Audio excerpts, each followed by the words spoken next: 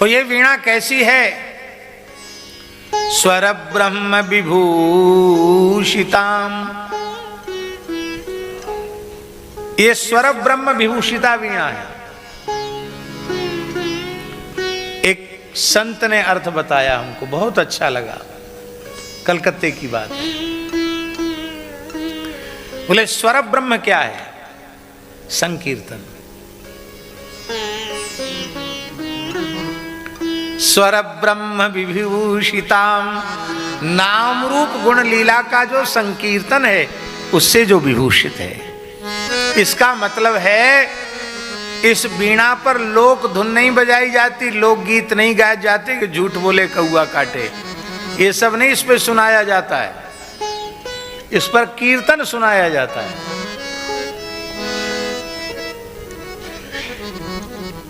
उटपटांग चीज नहीं सुनाई जाती है। अब स्थिति यह है, अब तो लोग कहते हैं कि आप उसका आशय गलत मत लगाइए, अच्छा आशय लगाइए, और ऐसा कहकर फिल्मी गीत भी गाए जाते कथाओं में। और किन्हीं महानुभाव के द्वारा गाए जाते हैं तो अच्छा है, उनकी सामर्थ्य, उनकी वाणी से अच्छे भी लगते होंगे। किंतु दास अत्यंत विनम्र भाव से निवेदन करे, हम लोग गरीब हैं क्या?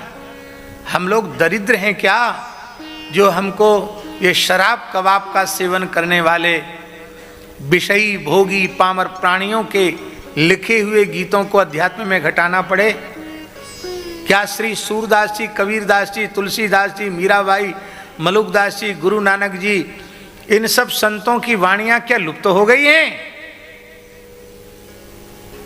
जब इतने संतों की वाणियां हैं तो आप लौकिक गीत क्यों गाते हैं?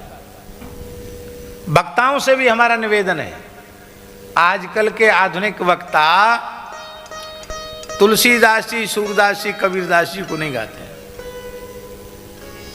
नए नए तरीके के भजन चल गए, उनको गाते हैं। ये बहुत अनुचित है। संतों की जो वाणी है ना, वो सीधे हृदय पर प्रभाव करती है और सीधे भगवान से जुड़ती है। हम आपको सत्य कहें, हम आधुनिक संतों में केवल और श्री मामा जी की वाणी को ही गाते हैं, बाकी सब प्राचीन संतों की वाणियों को ही हम स्मरण करते हैं।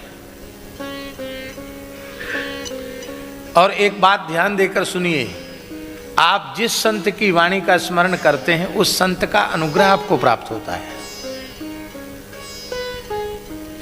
हम पहले से कभी नहीं सोचते हम कौन सा पद गाएंगे, आज तक नहीं सोचा। किस संत का गाएंगे भी नहीं सोचते, पर वो संत बरबस उपस्थित हो जाते हैं, उनकी वाणी का अंश उपस्थित हो जाता है। तब फिर मन में आता कि ये आई गए हैं तो इनको गा लें। कई बार ऐसा होता कि गाते गाते समय बीत जाता, क्यों? वो छोड़ते ही नहीं, उनकी कृपा हो जाती है।